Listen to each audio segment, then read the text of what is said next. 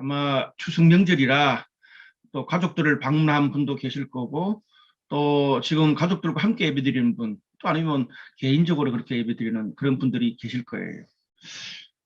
저도 잠깐 시간을 내서 부모님을 뵙고 그렇게 올라왔습니다. 미리 가다 보니까 차가 별로 밀리지를 않더라고요. 근데 여러분, 우리가 이렇게 뭐 기성길을 가거나 어디 다른 데 여행을 할 때 고속도로를 달리다 보면은 긴 터널이 나오는 것을 볼 수가 있습니다. 근데 간혹 어떤 터널들은요, 자동차로 한 10분 이상을 가야 되는 그런 긴 터널도 있습니다. 제가 이번에 좀 긴 터널을 지나면서 문득 이런 생각을 해봤습니다. 만약 이런 터널이 도착할 때까지 계속 서너 시간 이어진다면 정말 힘들 것 같아요. 여러분, 뭐 터널이라는 것이 캄캄하고 주변에는 아무것도 보이지 않습니다. 그리고 오직 앞만 볼 수 있는 희미한 불빛만 계속됩니다. 중간에 휴게소에 들러서 주차할 수도 없고, 또 터널을 빠져나올 때까지는 끝이 보이지 않는 길을 계속 가야 되는 것이 터널 길입니다. 근데 우리가 인생을 살면서 보면 이렇게 끝이 보이지 않는 긴 터널을 지날 때가 있습니다. 어쩌면 지금 내가 긴 터널을 지나고 있는 그런 분도 계실 거예요. 근데 그때는요, 터널을 지나는 것처럼 주변에 아무것도 보이지 않습니다. 뒤로 물러설 수도 없고, 또 어디 잠시 쉬어서 여유를 가질 시간적인 그런 환경도 아닌 거죠. 어떻게 하든지 이 어두운 터널, 긴 터널을 빠져나올 때까지는 견딜 수밖에 없는 것이 터널 같은 삶입니다. 근데 그 터널을 지나면서 아무리 기다려도 끝이 보이지 않는다면 멘탈이 무너지고 신앙이 흔들리고 절망으로 낙심이 찾아오게 되는 겁니다. 근데 그럴 때마다 이 터널 중간을 이렇게 지나다 보면 군데 몇 미터 남았다는 그 표지판 알려주는 것이 있습니다. 우리 삶에도 그런 어떤 이 몇 미터밖에 남지 않았다는 그런 표지판이 있다면 훨씬 더 우리가 터널을 지날 때 안정감을 가질 수 있을 것 같아요. 우리 인간이 하나님이 창조하셨잖아요. 그래서 하나님께서 그런 인간의 심리를 아셔서 그런지 몰라도 성경에 보면 사랑한다, 돌아오라, 또 하나님의 아들이 이 땅에 직접 찾아올 것이다, 그런 말들을 계속 미리 반복하는 것을 볼 수 있습니다. 특별히 사람들이 이 견디기 힘든, 특별히 힘든 어려운 그런 일 같은 경우는 성경이 미리 알아서 계속 어려울 것이다, 힘들 것이다, 그때는 이렇게 해라, 그런 사인을 미리 계속 보여줍니다. 오늘은 천국을 사는 사람들 시리즈 마지막 시간으로 제가 마지막을 보며 달려가는 신앙이라는 제목으로 말씀을 나누겠습니다. 근데 오늘 본문이 59절 정도 되는 굉장히 긴 구절이에요. 그리고 막 이렇게 미래에 대한 예언들이 복잡하게 얽혀져 있어가지고 이것만 설교를 해도 한 서너 번은 설교를 해야 됩니다. 그래서 제가 자세하게 분석하는 것보다는 오늘 본문에서 말하는 핵심만 전달하도록 하겠습니다. 특별히 오늘 본문은요, 크게 두 가지 미래에 대해서 예언이 겹쳐져서 나옵니다. 하나는요, 1절에서 20절까지 말씀에 유대 땅의 성전이 무너지는 예언입니다. 그리고 그 뒤에 21절부터 끝까지 말씀은 이 천지만물 세상 마지막 날에 대한 예언이 자세하게 나옵니다. 오늘 성경은요, 이 두 가지 사건을 통해서 마지막 때를 살아가는 우리 성도들이 어떻게 신앙을 지켜내고 신앙생활을 잘할 수 있을 것인지에 대해서 가르쳐 주고 있습니다.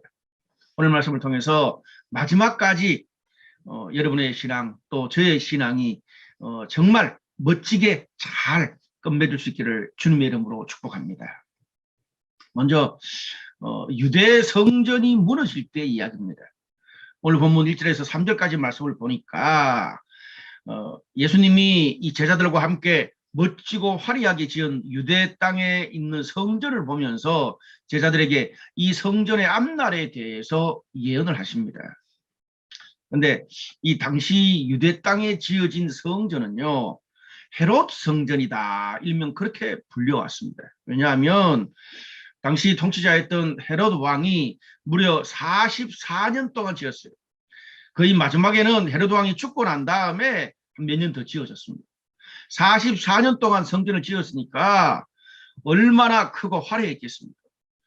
그냥 과거의 이 성전의 모습을 좀 조감도를 좀 이렇게 보니까 황금으로 도배를 할 정도로 그 화려하기가 상상을 초월하는 그런 성전이었습니다. 근데 여러분도 알듯이 이스라엘 백성들에게는 당시에 2000년 전에 성전이 하나밖에 없었습니다. 유대 땅 전역에 사는 성도들이 매년 또 정해진 그런 여러 절기가 있잖아요. 그 절기 때에 각 지방에서 모두 예루살렘 성전으로 올라와서 예배를 드렸습니다. 그래서 이 성전으로 올라간다라는 말이 있어요. 왜냐하면 예루살렘은 아주 지상 거의 1800m 정도 이상에 있는 곳이니까 이 예루살렘 성전으로 올라간다, 그런 이야기가 시편에 굉장히 많이 나옵니다. 이런 것처럼 이스라엘 백성들은요, 이렇게 성전을 중심으로 모든 신앙생활이 이루어지고 있었습니다. 구약의 그 이스라엘 백성들, 성전을 짓고 난 다음에 이스라엘 백성들뿐 아니라 이렇게 예수님 오신 당시에도 구약의 이스라엘 백성들은 성전을 중심으로 하는 신앙생활이었습니다. 사실 성전이 이스라엘 백성들 신앙생활의 모든 것이라고 해도 과언이 아닙니다. 근데 오늘 그 크고 훌륭하고 중요한 성전이 예수님께서 무너질 것이라고 예언을 했으니까 제자들이 얼마나 충격에 빠졌겠어요. 그래서 제자들이 예수님께 물었어요. 3절 말씀에 보니까 이런 말씀이 있습니다. 어느 때에 이런 일이 있겠사오며 또 주의 임하심과 세상 끝에는 무슨 징조가 있사오리까. 그때 어떤 일이 일어날까요? 이렇게 물으면 될 텐데 왜 이렇게 복잡하게 물었을까요? 당시 유대인들은요, 2000년 전에 구약의 예언자들의 예언서를 많이 들었어요. 성경학자들로부터. 그렇기 때문에 이 세상 끝날은 늘 세 가지가 연결되어 있습니다. 그게 뭐냐 하면 유대의 성전이 무너지는 것과 세상 끝날이 그때라고 생각했습니다. 그리고 그때 하나님의 아들 메시아가 오셔서 이스라엘 민족을 구원할 것이라는 그런 이 세 가지가 늘 함께 따라다녔어요. 유대 성전이 무너지고 세상 종말이 오고 예수님이 오는 거. 그러니까 이렇게 물은 거예요. 제자들의 관심은 도대체 그때가 언제고 그때 어떤 일들이 일어날까, 때와 징조에 대해서 그들이 주 관심 다했어요. 그래서 이렇게 물은 거예요. 또 그 제자들의 물음에 대해서 예수님께서 자세하게 뒤에 답변을 해주시는 내용이 나옵니다. 예수님의 이 유대 성전 무너지는 그 이야기를 5절에서 12절까지 나오는데 요약하면 이렇습니다. 그때 어떤 일이 벌어질 거냐 하면 사람들이 자신이 메시아, 즉 자신이 하나님의 아들 예수라고 말하는 사람들이 군데군데서 나타날 거다. 그리고 많은 거짓 선지자들이 일어나가지고 수많은 사람들을 하나님 앞에 바르게 인도하지 않고 오히려 그들을 더 혼란스럽게 하고 미혹하게 할 거다. 그리고 나라와 민족들이 대적을 하고 곳곳에서 기근과 이 지진들이 일어날 거다. 그때 그런 현상이 일어날 거다. 그런 말씀을 하세요. 그러면서 그때 사람들이 환란에 그리스도인들을 넘겨줄 것이고 죽일 거다. 그리고 그리스도인들이 예수님의 이름 때문에 모든 민족들에게 미움을 받을 거다. 그렇게 말해요. 그리고 그때 많은 사람들이 실족을 하고 미워하게 되고 사랑이 식어질 거다라는 그런 이야기를 전체적인 요지로 말씀을 해주십니다. 근데 이 예수님의 예언들이 그대로 한 3, 40년 뒤에 그대로 그 예언이 이루어졌습니다. 예수님이 이렇게 부활을 하고 성천하신 후에 이 초대교회가 오순절에 이 성령이 임하고 또 베드로의 설교로 폭발적으로 성장을 하죠. 그때가 서기 한 33년 정도 경이었습니다.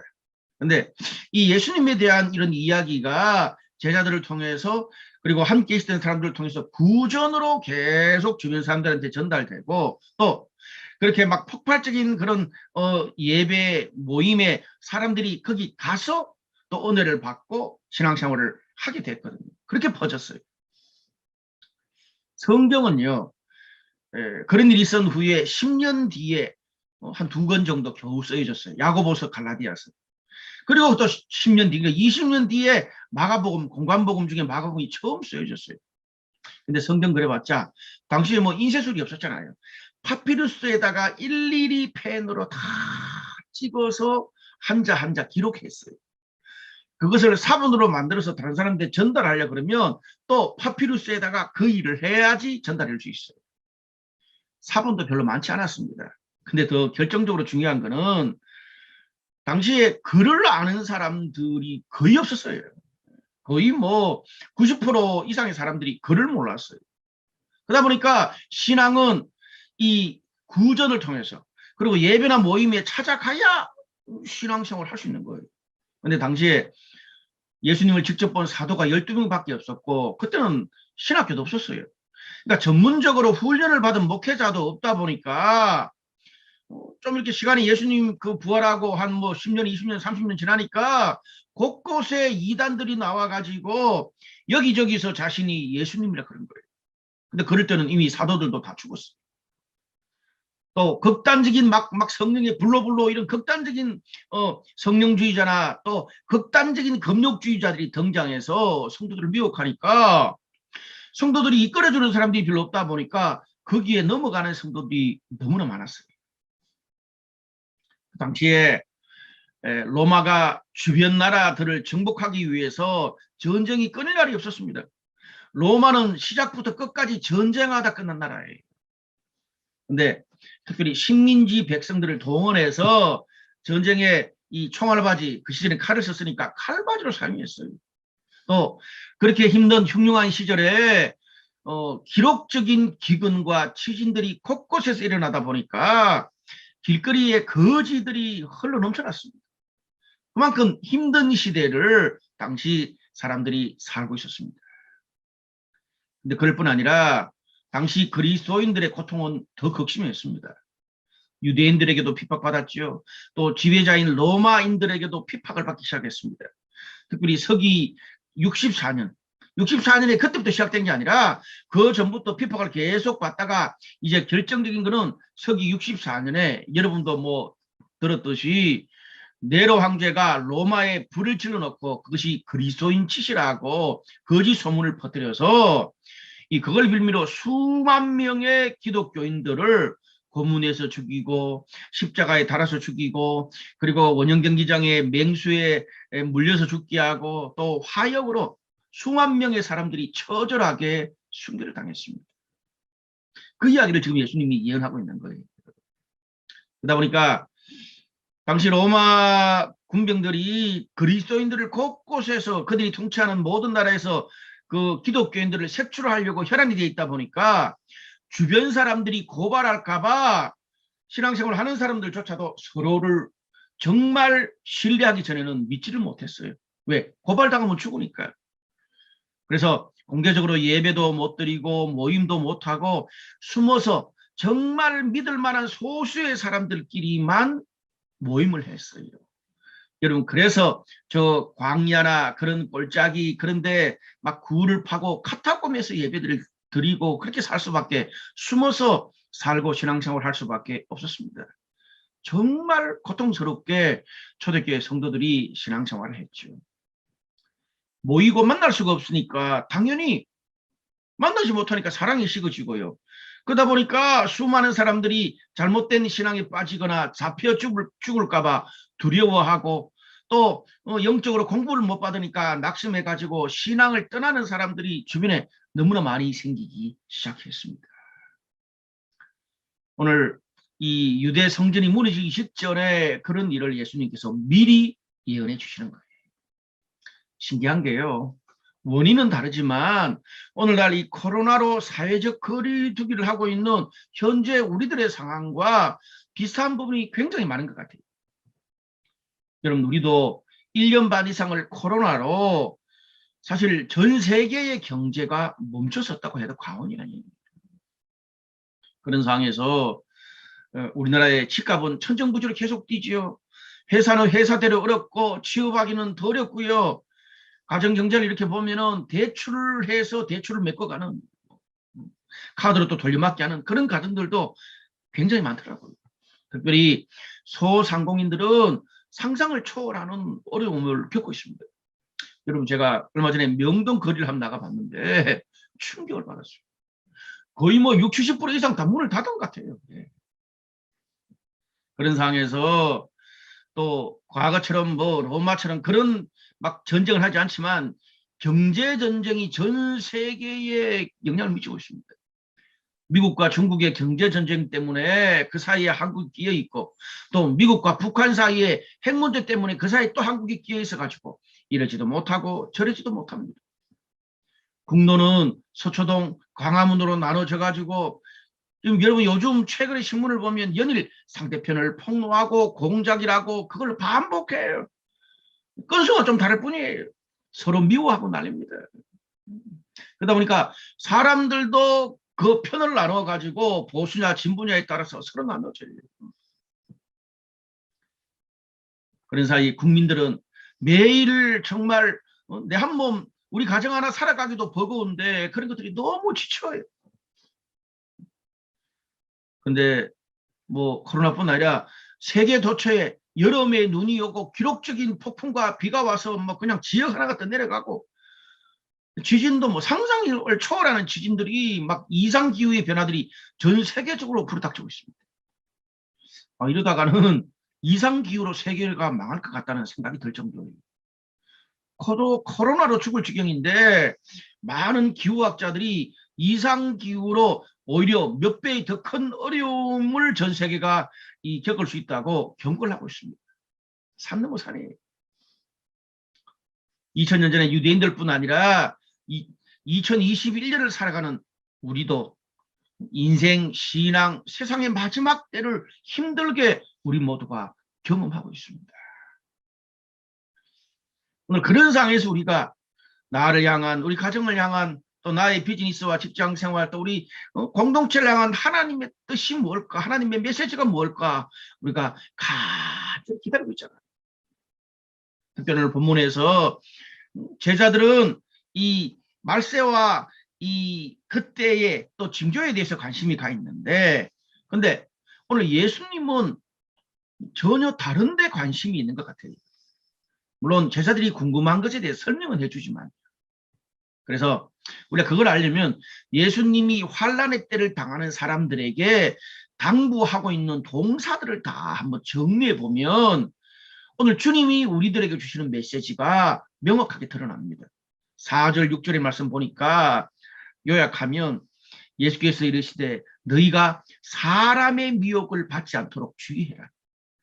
난리 소문을 들어도 너희는 두려워하지 말며, 또 13절 16절 20절 그러나 끝까지 견디는 자는 구원을 얻으리라. 그때 유대에 있는 자들은 산으로 도망가라. 점점점 그리고 기도해라. 이런 말씀을 동사로 해주세요. 무슨 말입니까?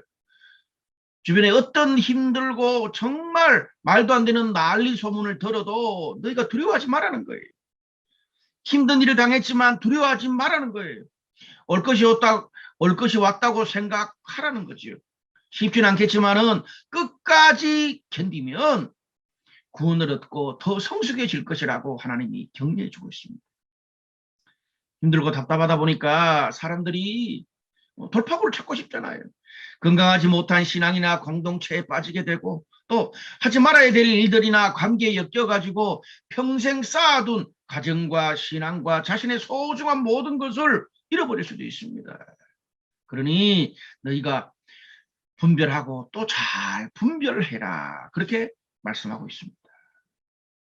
그리고 도저히 이해가지 않고 감당하기 힘든 일을 보거든 괜히 거기 엮이거나 휩쓸리지 말고 도망가라, 피해라 하는 거예요. 그렇게 해서 너의 신앙과 너의 멘탈을 지켜내라는 거죠. 여러분, 그런 일을 보면서 낙심해서 쓰러지는 사람이 있는가 하면 오히려 그냥 피하고 자신을 잘 지킬 수 있는 그런 사람도 있습니다. 그리고 하나님 마지막에 뭐라 그래요? 오히려 그런 가운데 하나님의 도우심을 위해서 기도하라는 거죠. 오늘 말씀이 2000년 전에 환란을 당한 유대인들뿐 아니라 오늘 힘든 시기를 지나고 있는 나 자신과 가정과 공동체에 주시는 하나님의 위로와 경고의 말씀인 줄 알고 이 말씀을 꼭 붙드시기를 바랍니다. 두 번째로 그 다음 21절부터 끝까지는 이 마지막 때를 살아가는 이 신앙에 대해서 우리들에게 이야기해 주고 있는 말씀입니다. 21절 보니까 이렇게 시작돼요. 말세 마지막 때를 이야기하면서 이는 그때에 큰 환란이 있겠습니다. 창세로부터 지금까지 이런 환란이 없었고 후에도 없으리라. 예수님이 오시는 그 마지막 때에 있을 그 큰 환란이 그 이전 그 이후 없을 정도로 너무나 큰 환란의 그 중함이다. 그렇게 말씀해 주는 거예요. 자, 그럴 마지막 때에 우리 성도들이 제일 먼저 주의할 게 뭔가 23절에서 28절까지 자세하게 나와요. 그런데 신기하게도 저라면은 신앙생활 이렇게 잘하고 저렇게 잘하고 아주 그런 이야기를 할 텐데 제일 먼저 사람으로부터 미혹받지 말라는 이야기를 제일 먼저 하고 있어요. 그때도 어떤 사람들이 나와서 예수가 여기 있다 저기 있다고 해도 너희가 절대 믿어서는 안 된다. 믿지 말라는 이야기를 2번이나 강조를 해줘요. 그리고 밖에 나가지도 말아요. 이건 수사학적 표현이죠. 그리고 거짓 선지자들이 막 표적과 큰 기적을 일으켜도 현혹되지 말라는 거예요. 여러분 성경이요 마지막 때를 이야기하는데 왜 그런 이 거짓 복음을 전하는 이단들과 큰 표적을 행하는 거짓 선지자들에 대해서 제일 먼저 이야기를 하고 있을까요? 거기에 현혹되는 사람들이 제일 많다는 거예요. 주변에 실제로 그렇잖아요. 여러분 우리 주변에 이단에 빠져 있는 사람들이 얼마나 많습니까? 또 그걸 드러내지 못하고 조용하게 숨어 있는 사람들까지 다 합치면 주변에 이단들이 정말 많습니다. 여러분 마피아 게임 아시죠? 마피아 게임 둥둥둥둥. 그때 마피아 게임 하면서 어떻게 해요? 다 고개를 숙이고 이제 밤이 되었으니 마피아들은 고개를 들어주세요. 그런 게 나오잖아요. 그것처럼 우리 주변에 공동체 안에도 그런 이단들이 마피아들이 숨어 있을 수 있어요. 혹시 그런 의심이 든다면 목회자들에게 이야기해 주기를 바랍니다. 저희가 지혜롭게 또 아니면 또 지혜롭게 해결하고 또 맞으면 저희가 지혜롭게 그런 것들을 잘 해결해서 공동체를 또 우리 성도들의 신앙을 잘 지켜낼 수 있도록 하겠습니다. 여러분 뭐 이단 분별 이야기할 때 이단들이 늘 하는 말 있잖아요. 절대 나랑 만나는 거 이 모임 하는 것을 이야기하지 마라. 왜? 괜히 오해할까 싶어서. 뭐 여러 가지 이유를 대요. 핵심은 내가 지속적으로 이 모임에 계속 간다고 이야기하지 말라는 거예요. 그리고 내가 뭘 한다는 것들을 뭘 배우는 것을 보여주지 말라는 거예요. 저는 이번 코로나 상황에서 신천지가 온 이 사방에 있는데 그것이 드러나게 되어서 얼마나 감사한지 몰라요. 근데 이단들이요 정말 무서운 게 조용하게 자신들의 사람을 숨겨놓고 심어놓거든요. 요즘은요 이 성경 공부를 이 신천지가 가르칠 때도 처음부터 신천지라고 신천지 막 공부에 이상한 그런 교리를 처음부터 안 가르쳐요. 처음은요 막 사랑과 관심을 계속 퍼붓줍니다. 뒤로 넘어갈 정도로 사랑과 관심을 퍼붓주고 또 성경 공부를 해도요 요즘은 조심한다고 처음 한 몇 개월 7, 8개월까지 가까이는요 그냥 일반 교회 사는 거하고 그대로 똑같이 해요. 그러니까 전혀 이사 모임에 가도 뭘 배우는지 보자 그러면 보세요 우리 교회에서 뭐 훈련받는 거랑 별 차이 없잖아요 이렇게 되는 거예요. 그러다가 신뢰가 쌓일수록 조금씩 더 전달하고 전달해서 나중에는 정말 그 교리에 푹 빠져서 알아도 빠져나갈 수가 없어요. 알아도 못 빠져나가요. 제 주변에도 목사, 장로, 똑똑한 교수들도 그 모임에 연결되어서 넘어가는 사람들이 꽤나 많습니다. 여러분, 이단은요, 오늘 성경 말씀처럼 아예 나가지도 마라 그러잖아요. 내가 몇 번 그래도 들어보고 분별한 후에 목사님 판단할게요. 그럼 끝나요. 가지도 마세요. 여러분, 우리가 이단에 이렇게 일단 연결되면 절대 혼자 빠져나오기가 쉽지 않습니다. 어려워요. 저도 몇 번 그런 사람을 이렇게 빼내온 적이 있는데 진짜 힘들더라고요. 혹시 내 주변에 그런 사람이 있으면 우리 리더들과 목회자들에게 오픈하고 도움을 요청하시길 바랍니다. 그리고 31절, 43절 그 다음에는요. 예수님이 재림할 때에 온 세상이 어떻게 되는지 이야기를 하면서 해와 달이 어두워지고 별이 떨어지고 하늘의 권능이 흔들린다는 거예요. 이 세상 전체의 구조가 흔들린다는 거예요. 그리고 모든 족속들이 통곡을 하는데 예수님은 영광으로 재림하신다. 그렇게 표현합니다. 세상 끝나는 거죠. 그러면서 예수님이 마지막 때를 준비하는 성도들의 어떤 신앙의 자세를 이야기하면서 세계의 예화를 통해서 깨어있는 것이 어떤 것인지를 이야기해 주고 있습니다. 그래서 첫 번째는 무화과 나무 비유, 그리고 두 번째는 노아 홍수 때의 사람들 이야기, 그리고 마지막은 두 여자의 맷돌 비유를 이야기해 줍니다. 자, 하나씩 그냥 이걸 길게 설명하면 이거 하나도 그냥 설교 한 편이지만 핵심만 줄여서 이야기한다면 우리가 무화과 나무 잎사귀가 피고 지는 것을 보면서 계절을 파악할 수 있잖아요. 그것처럼 오늘 성경에 나오는 이런 일들이 내 주변에 일어나는 것을 보거든 하나님의 때가 가까운 줄 알아라는 거예요. 때를 분별하는 신앙을 가지라는 거예요. 여러분, 신앙과 삶은요, 타이밍이 중요합니다. 우리가 열심히 하는 것도 필요하고 그리고 잘하는 것도 필요한데 타이밍을 놓쳐버리면 소용이 없습니다. 사랑도 타이밍이 중요하잖아요. 여러분, 우리 인생과 신앙에 기회라는 것이 자주 찾아오는 게 아닙니다. 우리가 말씀을 듣는다고 은혜를 받는다고 다 깨닫고 다 결단하는 게 아니에요. 그래서 정말 내가 깨달아질 때, 내 마음에 그런 결단이 찾아올 때 힘들어도 눈 꾹 감고 그렇게 결단을 해버리고 하나님의 길로 나아가야 돼요. 그게 잘 안 되면 공개적으로 그냥 이야기해서 사람들에게 이야기함으로 내가 쓰러지지 않도록 그렇게 그냥 다른 사람들 앞에서 나를 낭떠러지에 세우는 고백을 하는 것도 필요합니다. 때를 분별하는 신앙이 필요해요. 혹시 지금이 때라면 그때를 놓치지 마십시오. 그 다음에 노아와 홍수 때 이야기가 나옵니다. 노아 홍수 때 노아가 주변 사람들한테 노아가 120년 동안 그 방주를 지었잖아요.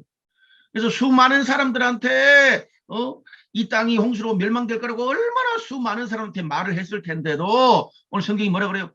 노아가 방주에 들어가기 직전까지도 사람들이 수없이 듣고도 깨닫지 못하고 여기 어떻게 표현해요?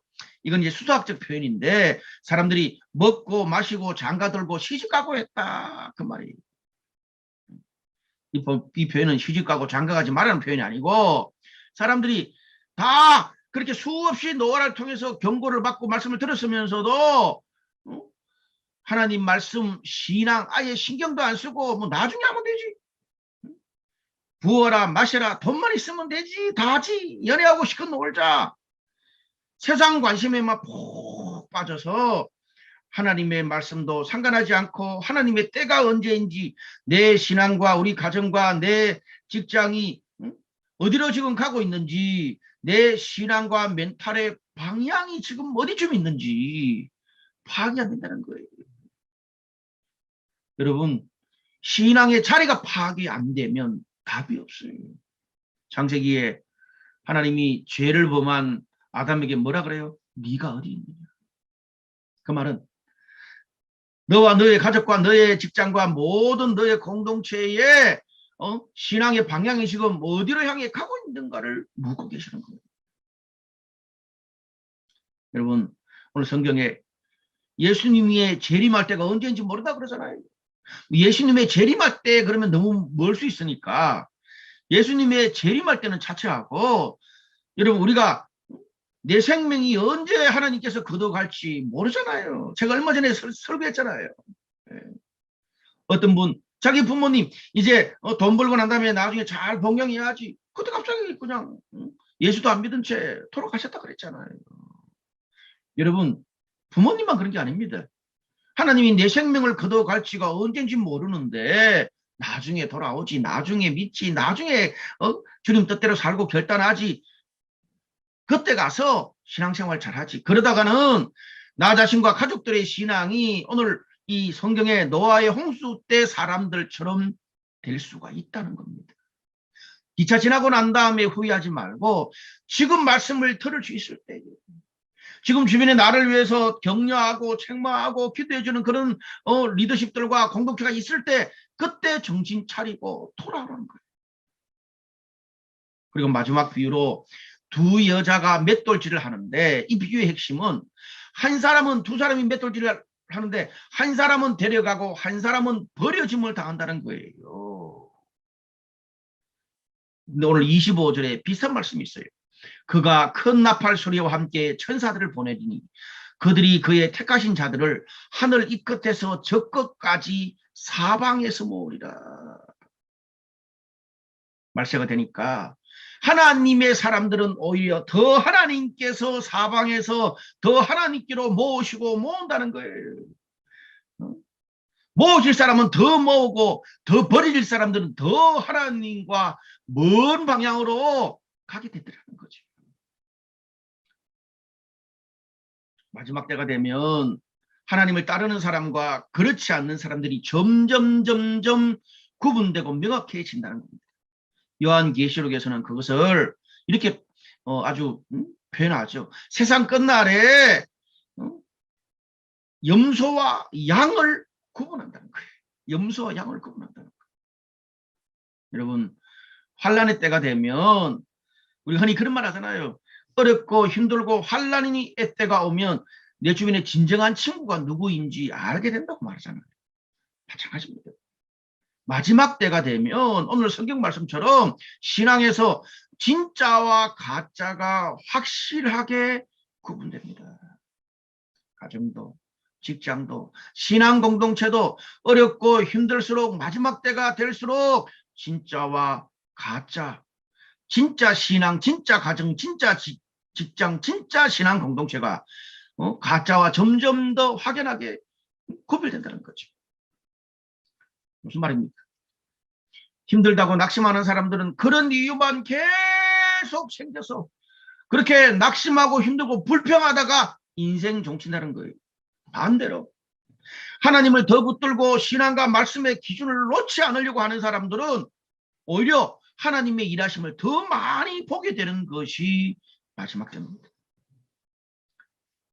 마지막 때는요, 하나님께 멀어질 이유와 핑계도 너무나 많을 거고, 반대로 하나님을 붙잡고 하나님께 가까이 갈 이유와 감정도 더 많아질 것입니다. 사랑하는 여러분, 오늘 여러분의 신앙과 삶, 가정, 직장, 공동체는 지금 어디로 향해 가고 있습니까? 주님 물으세요. 네가 지금 어디로 가고 있느냐? 너희 가정이, 직장이, 공동체가 어디로 가고 있느냐? 오늘 그 주님의 물음에 내가 지금 깨어 있습니다. 말씀의 신앙에 깨어 있습니다. 그렇게 고백할 수 있는 우리 모두 되시기를 바랍니다.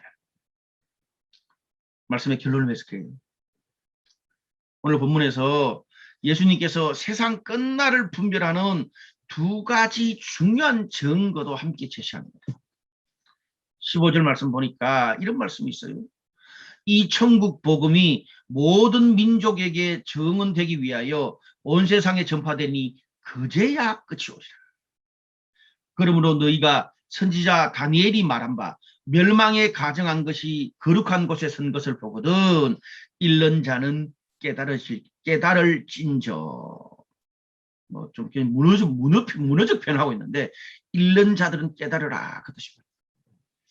여기는 두 가지를 이야기하고 있어요. 하나는 세상의 진정한 끝날은 모든 민족에게 복음이 다 전파되어야 그때 끝이 온다. 두 번째는 다니엘 선지자가 예언한 것처럼 멸망에 가정한 것이 거룩한 곳에 서는 것을 보거든 마지막 때구나 깨달으라는 거죠. 자, 먼저 모든 민족에게 복음이 전파될 때 세상이 끝날이 온다. 거의 다 아는, 신앙생활 좀 하면 아는 말이잖아요. 근데 여러분, 선교학자들은 이것을 좀 더 디테일하게 표현합니다. 이걸 알기 위해서는 미전도 종족의 개념을 알아야 돼요. 여러분 혹시 미전도 종족이란 말 들어보셨어요? 이 미전도 종족이란 거는요, 1974년에 스위스 세계 로잔 복음화 대회에서 랄프 윈터라는 선교학자가 제일 먼저 이야기한 개념이에요. 그래서 랄프 윈터라는 선교학자가 미전도 종족 선교의 아버지라고 불립니다. 뭐냐면요, 이 다른 나라 타문화권 어떤 성도들과 교회에 도움이 없이는 자기 스스로 복음을 전할 수도 교회를 세울 수도 없는 그런 종족입니다. 특별히 기독교 인구 비율이 2% 미만인 종족을 미전도 종족이라고 해요. 자기 스스로 자생해서 신앙 공동체를 세울 수가 없고 기독교 인구 비율이 2%도 안 되는 그런 종족이죠. 미전도 종족 전문단체인 조슈아 프로젝트에 의하면 20년 전까지만 해도 세계 미전도 종족이 7,400여 개였대요. 세계 인구의 42%였어요. 약 32억 명. 20년 전에. 근데 지난 20년간에 세계 수많은 이 성도들과 교회들이 선교를 해서 7,400개 중에 3,200개 종족들이 복음화율의 0%는 벗어났대. 그래서 현재 복음화율이 0%인 종족은 220개에서 230개 정도 남았답니다. 근데 문제는 뭐냐 하면 아직도 기독교 인구가 1% 미만이라서 2% 이상이 돼야 자생하잖아요. 근데 1% 미만이어서 자생할 수 없는 그런 종족들이 4,500개가 된대요. 이런 4,500개 미전도 종족들에게 복음이 다 전파되면 세상이 끝이 온다는 거죠. 이러면 속도가 있잖아요. 20여 년간 7,400개에서 4,500개가 됐어요. 지금 속도가 점점 빨라지고 있거든요. 그런 의미에서 흔히 우리가 말세를 준비하는 신앙 그런 말을 하는데 오늘 그러잖아요. 여러분 말세를 준비하는 신앙에서 제일 핵심적인 게 뭐예요? 모든 민족이 복음이 전파되면 되는 거예요. 예수님께서 마태복음 28장 18절에서 20절까지 말씀하신 것처럼 너희는 땅끝까지 가서 모든 민족에게 복음을 전파해라. 지상명령을 성취하는 게 말세를 준비하는 신앙이 제일 중요한 거예요. 그래서 우리가 내 주변에 예수님을 모르는 사람들에게 전도를 하고 또 미전도 종족들 다른 나라에 가서 선교를 가거나 지원을 해서 남은 4,500개 미전도 종족들에게 복음을 전파하는 것, 그 일에 우리가 또 우리 셀이 우리 교회가 헌신하는 걸 주님 가장 기뻐하십니다. 우리가 때를 얻든지 못 얻든지 힘들거나 좋을 때나 상관없이 내 삶을 통해서 우리의 가정과 신앙 공동체를 통해서 그 일을 하는 것을 하나님 가장 기뻐하시는 거예요. 블루라이트 강남교회는 내년부터 본격적으로 전도와 선교 일을 할 겁니다. 이제 교회가 어느 정도 이제 정착이 됐어요. 자, 그래서 이 코로나 기간 중에 필요한 여러 가지 전도와 선교와 관련된 훈련들을 차근차근 제가 받고 준비해 놨습니다. 내년에 함께 그 일을 할 정말 충성스럽게 그 하나님의 지상 사명에 헌신할 그런 성도들을 위해서 기도하고 있습니다. 여러분들께서 그렇게 헌신해 주시면 좋겠어요. 사랑하는 여러분, 우리가 살다 보면 잘 될 수도 있고 못 될 수도 있잖아요. 내가 잘난 것, 많은 것, 큰 것 너무 크게 자랑할 일도 아닙니다. 또 반대로 내가 못나고 안 되는 것도 낙심할 필요도 없습니다. 우리가 예수님을 자랑하고 예수님의 복음을 전하는 삶을 살기 바랍니다. 주님 그것을 자랑하라는 거예요. 그리고 두 번째로 이 다니엘서에서 말하는 멸망에 가정한 것이 거룩한 것에 선 것을 보거든 마지막 때인 줄 깨달으라 그렇게 말하죠. 여러분 제가 이것도 길게 말하지 않겠습니다. 멸망에 가정한 것은 성경학자들은 서기 70년에 로마의 티투스 장군에 의해서 예루살렘이 함락이 됩니다. 그러면서 그 화려했던 헤롯 성전도 다 불타버렸어요. 예수님의 예언이 이루어진 거죠. 이스라엘 백성들한테 그렇게 오랜 동안 구약 시대부터 있어져 왔던 그들의 신앙생활의 중심이었던 성전이 사라졌어요. 몇천 년 동안 예배드린 성전이 사라지니까 예배드리러 갈 곳이 사라져 버렸어요. 여러분, 이 예수님의 예언 이후로 이 예루살렘 성전이 무너지면서 이스라엘 백성들에게 구약 때부터 해왔던 성전 중심의 신앙생활은 성경에서 사라져 버립니다. 그리고 이스라엘 백성들과 크리스찬들은 전 세계로 흩어져 버렸어요. 평생 익숙했던 성전 중심의 신앙생활을 이스라엘 백성들이 하다가 성전이 사라지니까 얼마나 허전하고 신앙적으로 혼란스러웠겠어요. 근데 나중에 바벨론 포로로 끌려가서 보면 성전 중심으로 모이는 신앙에서 율법, 즉 말씀 중심의 신앙으로 온 세상에 흩어져서 예배드리는 신앙으로 바뀝니다. 성전 중심에서 온 세상으로 흩어져서 예배드리는 신앙으로 바뀌는데 거기에 적응하는데 수십 년이 걸렸어요. 여러분, 예를 들어 다니엘은 성전이 없는 이방 땅에서 하루에 몇 번씩 성전이 있는 곳을 향해서 창문을 열고 매일 기도를 했잖아요. 그렇게 신앙생활을 했다는 거예요. 자, 그러면 유대인들이 성전이 무너지는 것을 보고 말세구나, 하나님의 이 말씀을 내가 기억해야지 그렇게 깨달았다면 오늘 우리들은 뭘 근거로 마지막 때인지를 깨달으라는 겁니까? 오늘 15절 말씀에 제가 말씀드렸잖아요. 마지막에 잃는 자들은 깨달을진저. 문어적 표현. 잃는 자들은 깨달으라는 거예요. 오늘 이 땅의 크리스찬들은 성경을 읽으면서 마지막 때가 지금 내 주변에 왔다는 현상과 비슷하면 깨달으라는 거예요.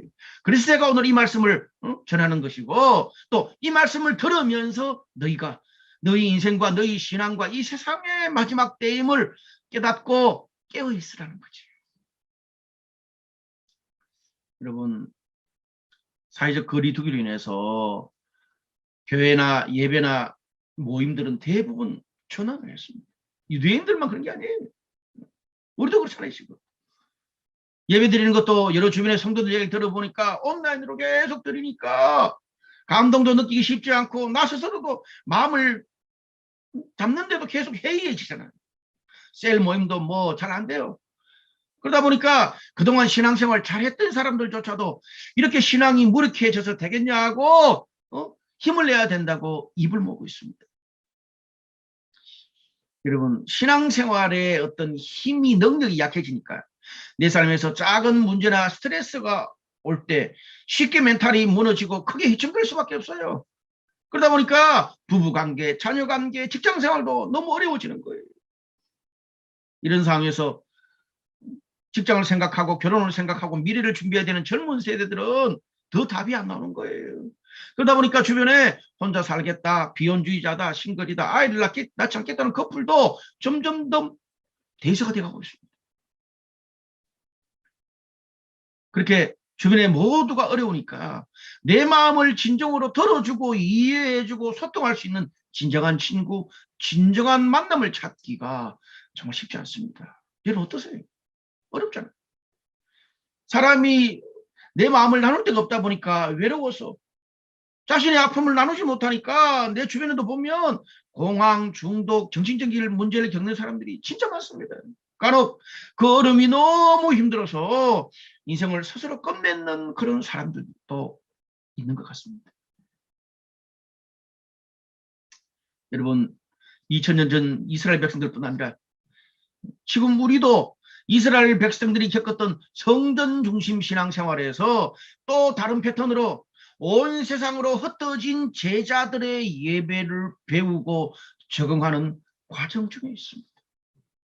그들뿐 아니에요. 우리도 그래요.